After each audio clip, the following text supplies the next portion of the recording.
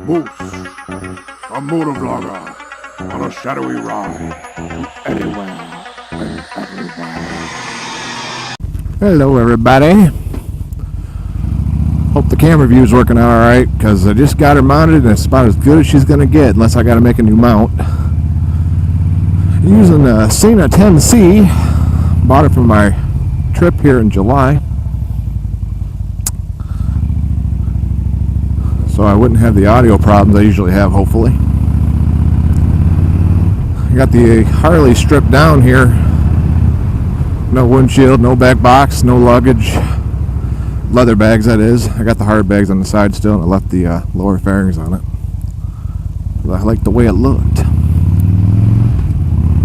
Yeah, I got the Sena 10C, and I don't know if it's just my luck or the way it actually is, but it would not stay mounted solid on my Shoei Neotech, which is unusual. It wouldn't tighten down enough where it wouldn't, it moved back and forth. So I ended up cutting that mount up, actually, and using the part that you can adjust with, and made my own metal bracket for it out of aluminum. Then I mounted it on the helmet, and unfortunately the angle is so far, and the lens doesn't turn the right way to adjust that angle out, that I had to take it off and remount it. So the mount doesn't fit the helmet as good as it did down below, because I made it for the curvature of that part of the helmet. So I might fix that as long as this works. I'll take it back off and bend it back around, but I think it's going to work. It's sticking out quite a ways. I was surprised when I looked at it that it looked pretty straight, so I'll know more when I get this video into processing. I am currently leaving work, obviously, and I am on my way out to Jackson Speed Shop, which is where I had my motorcycle work done. I recently had an issue with my back tire on my Triumph.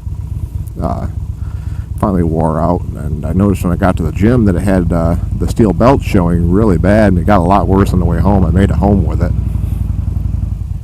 I'll show a picture of it here in a second.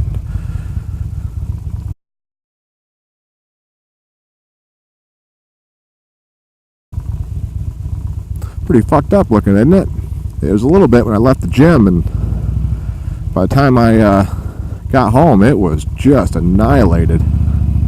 So at least I made it home with it. But yeah, I'm on my way out to Jackson Speed Shop because I recently lost my keys to my car, truck, Harley Davidson, and everything, my regular set. And I looked all over the house, all over the garage for it. I remember when I had them on Friday. And I got a ride out to Jackson Speed Shop to drop the wheel off. And after that, I didn't have them. I noticed it Saturday morning when I went to go to work. I didn't have my keys. Luckily, the Harley was unlocked because the spare set I had hidden on the bike, which apparently is not a good idea to do, fell off. So those are gone. I did luckily find the one extra set I had for it, the extra key in my safe. So I need to get more keys made for the bike. But I got a call from Jackson Speed Shop today saying they found my keys, which is excellent because that saves me a whole lot of heartache and headache, which is awesome. I'm gonna go tonight and look at those tile things they have online for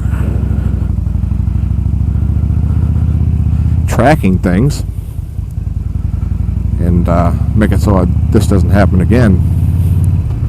Because it's really frustrating to have all your keys come up missing.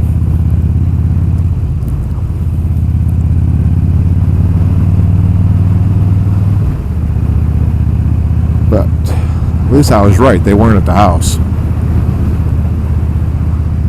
I have to apologize if the wind noise is any sorts of disturbing on this video. I don't know if disturbing is the right word. Distracting on this video, considering there's no windshield anymore. I'm getting full wind on me from the bike here, which I'm really enjoying. Actually, it's kind of nice having this thing without a windshield on it for a while.